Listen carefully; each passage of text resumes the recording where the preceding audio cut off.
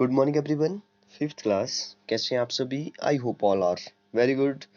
तो आज का जो हमारा टॉपिक है वो है कॉमन फैक्टर। तो पिछले लेक्चर में जो हम लोग फैक्टर के बारे में डिस्कस कर चुके हैं, फैक्टर क्या होता है और फैक्टर ट्री जो वो हमने बनाया था। तो आज हम डिस्कस करेंगे कॉमन फैक्टर के बारे में। कॉमन फैक्टर क्या होते हैं और कैसे जो वो हम लोग कॉमन फैक्टर निकालते हैं, ठीक है। और हाईएस्ट कॉमन फैक्टर की भी बात करेंगे।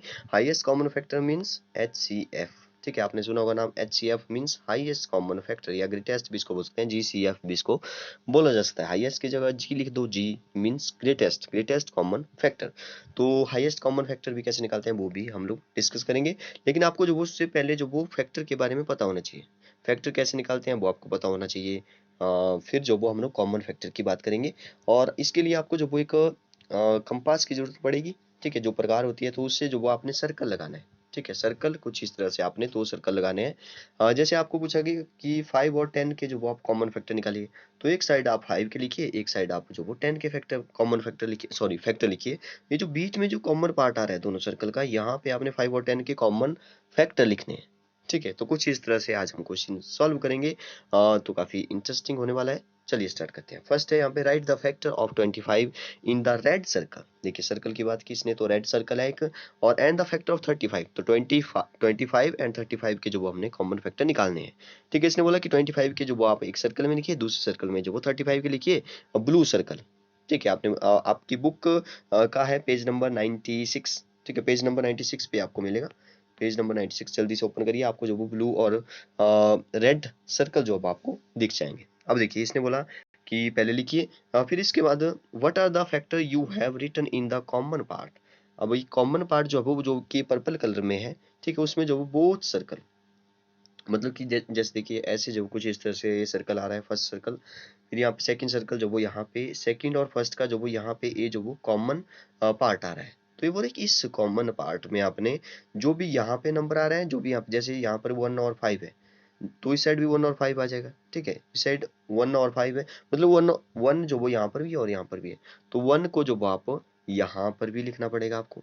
अगर 5 यहाँ पर है और यहाँ पर भी है, तो 5 जो वो आपको जो भी कॉमन आ रहे हैं वो जो वो कॉमन पार्ट में लिखने हैं, ऐसा ये बोल रहा है, ठीक है।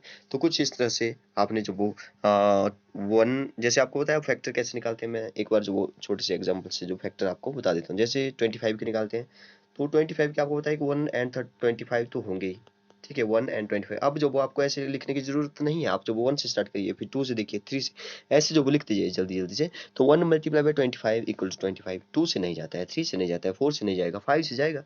तो 5 5 से 25 होता है, तो 25 आ गया। अब 6 7 8 9 10 किसी से भी नहीं जाएगा 25। इसका मतलब है यहाँ पे स्टॉप करना पड़ेगा, क्योंकि यहाँ पे रिपीट भी हो गया। देखिए 5 यहाँ पे भी 5 है। तो जैसे मैंने बोला था कि रिपीट हो जाए तो आपने जो वो यहाँ पे स्टॉप करना है। तो 1 5 एंड 25, 1 5 टू टाइम्स है यहाँ पे, लेकिन टू टाइम्स क्यों लिखना है, फैक्टर तो एक ही है, ठीक है। तो 1 5 एंड 25, तो 3 फैक्टर आ गए इसके, 1 5 एंड 25, ठीक है। 1 5 एंड 25, 3 फैक्टर है 25 के। अब देखिए 35 के, अब आपने एक सर्कल में क्या लिखना था, एक सर्कल में 1 5 एंड 25 लिखना था। अब इस दूसरे सर्कल में यहाँ पे आपने 35 के फैक्टर लिखने हैं। अब 35 के फैक्टर कैसे निकालते हैं, 1 मल्टीप्लाई बाय 35 इक्वल टू 35। 2 से नहीं जाता है, 3 से नहीं जाएगा, 4 से नहीं जाएगा, 5 से जाएगा। 5 मल्टीप्लाई बाय 7 इक्वल टू 35। अब देखिए 5 7 से चला गया, अब 5 से आ गया, 7 नेक्स्ट आएगा, तो 7 यहाँ पे रिपीट हो गया, रिपीट हो चुका है, इसलिए जो वो स्टॉप करिए, यहाँ पे कोई और फैक्टर जो वो इसका नहीं होने वाला। तो इसके कौन कौन से फैक्टर आ गए, 1 आ गया, 5 आ गया, 7 आ गया एंड 35 आ गया। तो ये 4 जो वो इसके फैक्टर आ गए। अब देखिए आपने एक सर्कल में जो वो 5 के फैक्टर लिखने थे, तो 5 के फैक्टर मैंने लिख दिया 1 5 एंड 25, सॉरी 5 के नहीं 25 के लिखने थे। अब देखिए दूसरे फैक्टर में 35 के लिखने थे, तो 1 5 7 एंड 35, ये जो वो किसके फैक्टर हो गए, ये जो वो 35 के फैक्टर हो गए। अब देखिए इसने बोला कि कॉमन पार्ट में आपने जो वो कॉमन लिखने हैं, तो कॉमन देखिए यहाँ पर 1 है, यहाँ पर भी 1 है, तो 1 एक कॉमन आ गया, यहाँ पर 5 है, यहाँ पर भी 5 है, तो एक 5 कॉमन आ गया। 1 और 5 is the common factor of 35 and 25, ठीक है। तो 1 एंड 5 जो वो कॉमन फैक्टर आ गया। अब देखिए इसने बोला, मैंने आपको बोला था कि हाईएस्ट कॉमन फैक्टर क्या होता है, हाई कॉमन फैक्टर में हाईएस्ट कौन है, 5 है, तो आंसर निकल गया 5। तो कुछ इस तरह से आपने करना है, बहुत ईजी है। अगर आपको फैक्टर निकालना आता है तो आप जो वो एक सर्कल में जो वो एक के फैक्टर लिखिए, दूसरे सर्कल में दूसरे के फैक्टर लिखिए, और बीच में जो भी कॉमन पार्ट आ रहा है उसमें जो वो कॉमन कॉमन फैक्टर लिखिए। फिर जो वो कॉमन फैक्टर में जैसे 1 और 5 में ग्रेटेस्ट कौन था, 5 था, तो HCF आ गया 5। ठीक है, तो कुछ इस तरह से आपने यहाँ पे देखिए सॉल्यूशन भी है इसका, तो जैसे ये किया है वैसे ही जो आप इसको करें। नेक्स्ट क्वेश्चन है एक और, जैसे 40 और 60 के। ठीक है, 40 और 60 के यहाँ पे बोला है, तो एक साइड जो वो 40 के लिखे, एक साइड जो वो 60 के लिखे, फिर जो कॉमन लिखे।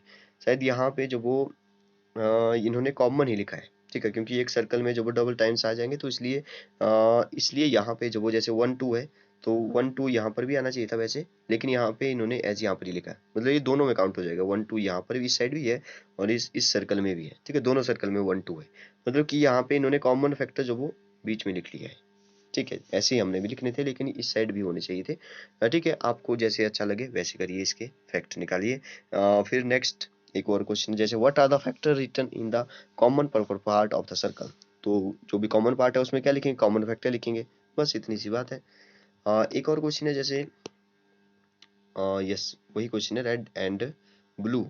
इस क्वेश्चन में इसने पूछा है नेक्स्ट, अलग से पूछा है इसने कि हाईएस्ट कॉमन फैक्टर या बिगेस्ट भी बोल सकते हैं या ग्रेटेस्ट बोल दो, कोई फर्क नहीं पड़ता, कोई एक ही बात है, बिगेस्ट, हाईएस्ट या ग्रेटेस्ट। ठीक है, तो इसने पूछा which is the biggest common factor of 40 and 60। तो सबसे बड़ा कौन सा है, ए थे हमारे पास कॉमन, 1 2 4 5 10 एंड 20, किसके 60 एंड 40 के कॉमन फैक्टर। ठीक है, अब इसने बोला कि बिगेस्ट, बिगेस्ट यहाँ पे इसका मतलब है कि HCF पूछ रहा है या GCF पूछ रहा है। ठीक है, बात एक ही है, greatest common factor, highest common factor. तो ग्रेटेस्ट कौन सा है, 20 है।